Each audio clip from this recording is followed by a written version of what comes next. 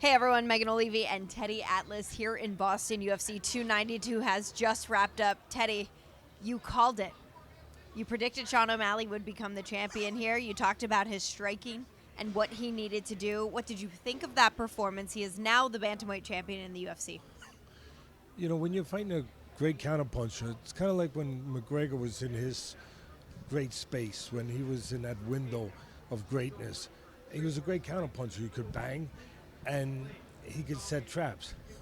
And if you made a mistake, you got caught in that trap. And that's kind of what the new era, or this era now, is with O'Malley, that you're fighting a great counterpuncher, and if you make a mistake, he's going to counterpunch you. And, you know, what's interesting to me was the first round was a throwaway round. You know, you could probably give it to the ref, you know, because nobody really won the round except at the end. At the end, Sterling stole the round. But why was it a nothing round?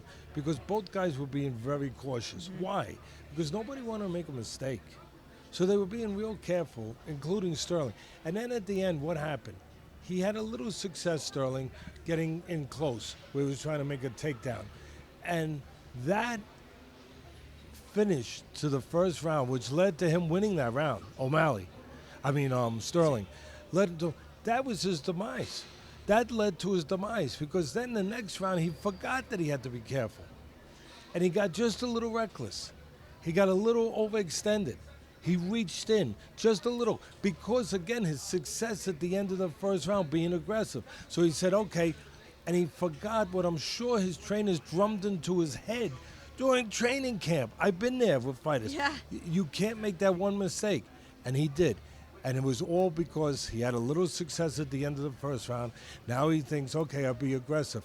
You can't be naked aggressive with a counterpuncher. You have to feint. You have to come in behind the jab. I mean, there's a real science to it. Yeah, and you're the expert on that science. Something that I thought was really interesting was the fact that, I'm not sure if you heard Joe Rogan talk about this at the very end of the fight, but Sean OMalley actually had a pretty serious rib injury and said that he wasn't grappling or wrestling at all for about 5 weeks of camp, and that if he got taken down, fight might have been over.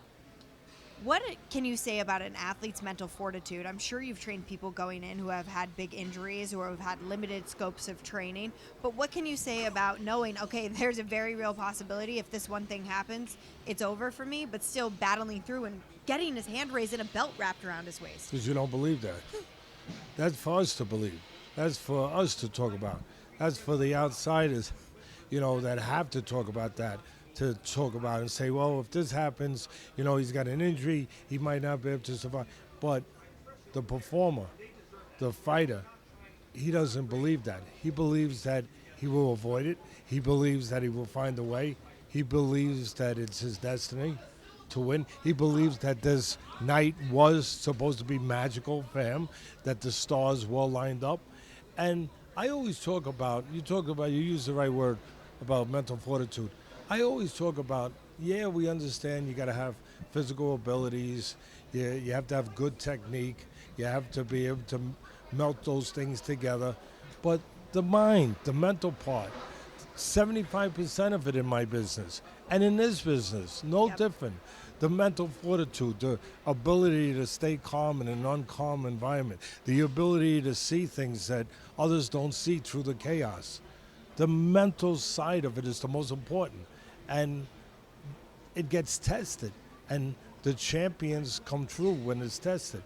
And he understood that since he's been fighting, that the mental side would be the test, that would be the telling of whether or not his great ability would ever bring him to this point. So when he had that injury, to your point, I would say that his coaches and himself said, you know what, this is the test.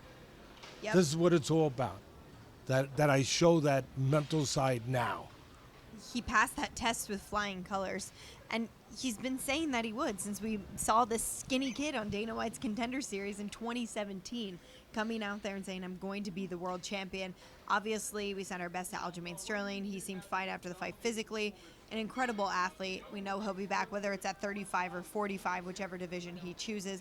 But one more I wanted to talk to you about, Teddy, was Ian Garry's performance out there, because we were going to talk about mental fortitude. And this is a guy who, again, like Sean OMalley, believes he will be champion. It's inevitable. It's going to happen. And he's calling out fighters as he goes. And he's climbing the ranks here. He dominated Neil Magny.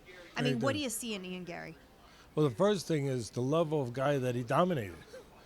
You know, it wasn't chopped liver, Yeah. as they say out there in the world.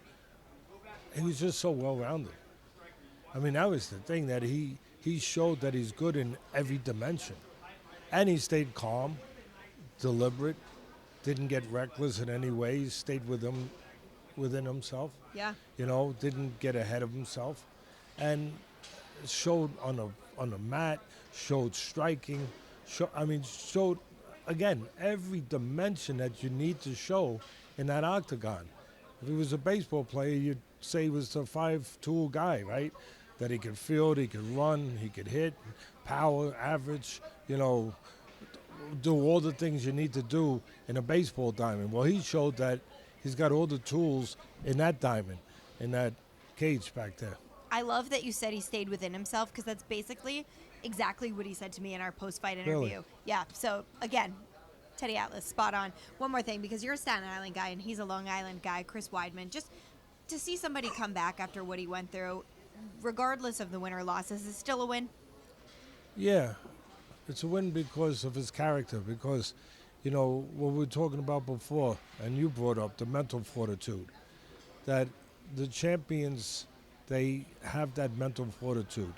You know, and it doesn't always lead to having your hand raised, but it leads to not being conquered. And he wasn't conquered. He didn't have his hand raised, but it also leads to overcoming. You know, coming back from horrendous leg injury, you know, a long time off.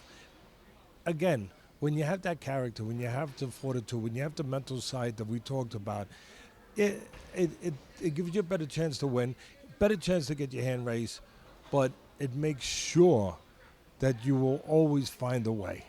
And he found a way. Maybe he only found a way to last and to lose in a pretty competitive way. But he found a way because of his character. Yeah. And, you know, character doesn't get old. That's the thing, you know. The bones get old, the tissue gets old, you know, gets a little wrinkled too sometimes, except you never get old. You always look perfect. You're too kind. But the character, it never ages. It's always there. He showed that tonight.